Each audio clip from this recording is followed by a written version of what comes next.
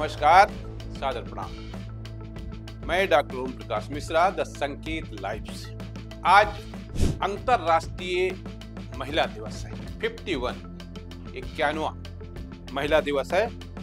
आज दिल्ली में भारतीय जनता पार्टी के राष्ट्रीय अध्यक्ष, जो स्वास्थ्य मंत्री भी हैं, उन्होंने महिला समृद्धि योजना का शुभारंभ कर दिया है और कई अन्य कार्यक्रम महिलाओं को लेकर जगह जगह हो रहे हैं, पूरे देश में हो रहे हैं, जो कि अंतरराष्ट्रीय महिला दिवस है। इन्हीं के बीच मैं एक ऐसी घटना का जिक्र करने जा रहा हूं जिसका लब्बो-लुआब ये है कि जब तक आप महिलाओं की शिक्षा, आत्मनिर्भरता पर चर्चा नहीं करेंगे, उनको आगे बढ़ाने का प्रयास नहीं करेंगे, तब तक ये महिला सशक्तिकरण और बड़ी बड़ी बातें, आपने पिछले चुनाव में भी कहा था कि ना महिलाओं को आरक्षण, वो सब धरी की धरी रह जाएगी। महिलाओं को आरक्षण हुआ, उसी का मैं खेल बता रहा हूँ। हुआ क्या है कि निर्वाचित महिलाओं को पीछे करके, ये घटना है छत्तीसगढ़ के कबीरधाम जिले से आई। नवनिर्वाचित महिला पंचों की जगह उनके पतियों द्वारा शपथ ग्रहण किए जाने की खबर यकीनन चिंताजनक है। इस मामले में भी ये किसी तरह का अचंभा या विस्मय नहीं पैदा करती। आमतौर पर इसे इस रूप में लिया जा रहा है, ये तो होता ही है। ये सिर्फ वहीं की घटना नहीं है, पूरे देश में यही हो रहा है। फर्क सिर्फ इतना है कि वहां उन्होंने शपथ ले लिया, यहाँ तो शपथ ले लेती है महिला और उसके बाद वो रोटियां जाओ सेको जाके, हम यहाँ सब देख लेंगे। चाहे वो विधायक हो, चाहे एमपी हो, चाहे नगर निगम में हो, किसी भी पद पर हो, आपका काम तो सिर्फ खाना बनाना है। जब तक यह मानसिकता हमारे दिलो दिमाग से जाएगी नहीं, तब तक बड़े बड़े वादे करने से कुछ होने ना लगे। ये घटना जिसका मैं जिक्र कर रहा हूँ, इसका जब वीडियो वायरल हुआ तो लोगों के कान खड़े।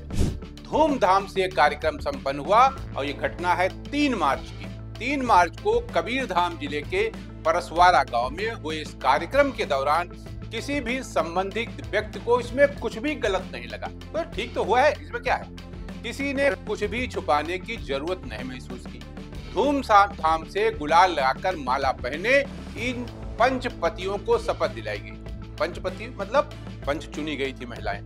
पूरे कार्यक्रम का न केवल वीडियो बनाया गया, बल्कि उसे सोशल मीडिया पर भी डाल दिया गया।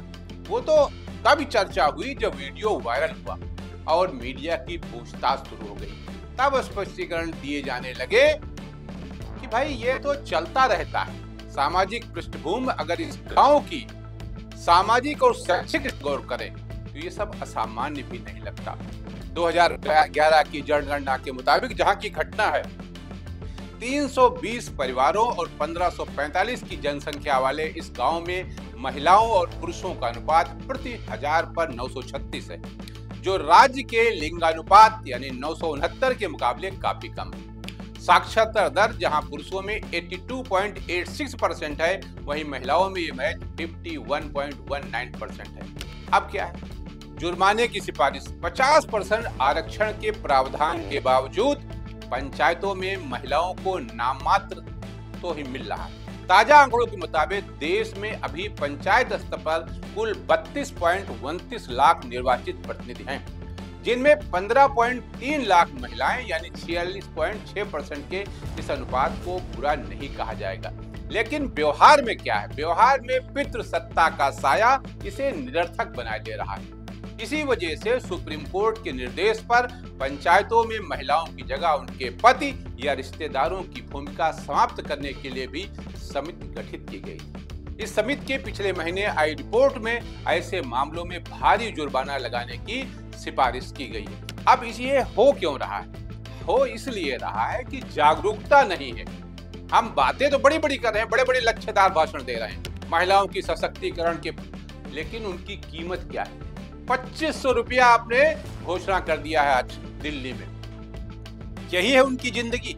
अरे आप उनको इस लायक क्यों नहीं बनाते हैं कि वो 2500 नहीं 25,000 रुपए प्रति माह आराम से कमा सकें अपने मान सम्मान स्वाभिमान के साथ। लेकिन कोई भी सरकार हो, चाहे पूर्ववर्ती सरकार हो, चाहे ये सरकार हो, चाहे वो सरकार हो, सिर्फ वो हमको घुमाने के लिए, दिग्भ्रमित करने के लिए, महिलाओं के लिए बड़ी बड़ी बातें करने के लिए सिर्फ वादे किए जा रहे हैं। हकीकत इससे काफी दूर है। और हालत ये है कि तमाम ऐसे लोग हैं, उनके घर में जो काम करने वाली है, आया जिसको कहते हैं, उसको चुनाव लड़ा देते हैं। वो जीत जाती है क्योंकि सीट मान लीजिए महिला की है, सुरक्षित है, काम वो साहब करते हैं। जेल कौन जाएगा?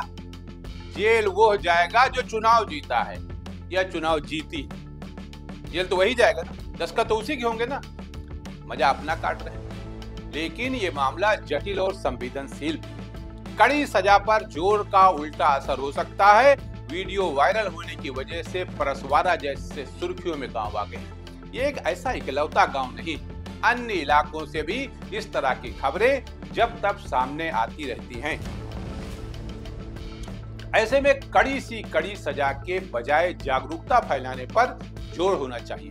पंचायतों के कामकाज में महिलाओं की भागीदारी और उनका आत्मविश्वास बढ़ाने में प्रशासन की रचनात्मक भूमिका महत्वपूर्ण साबित हो सकती है। मेरा तो ये मानना है कि अंतर्राष्ट्रीय महिला दिवस जो हम हर साल 8 मार्च को मनाते हैं, यह तब तक पूरा नहीं है जब तक इसकी शुरुआत घर से नहीं होगी।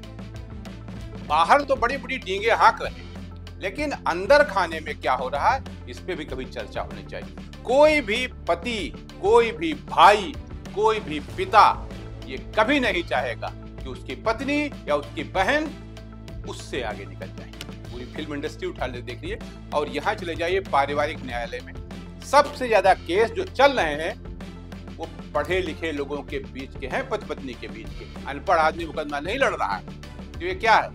ये ईगो टकरा रहा है। जब तक ये ईगो खत्म नहीं होगा, तब तक ये संभावना हमेशा बनी रहेगी और आपके लाख कोशिशों के बावजूद ये सफल नहीं हो पाएगा। आज के लिए इतना ही। नमस्कार।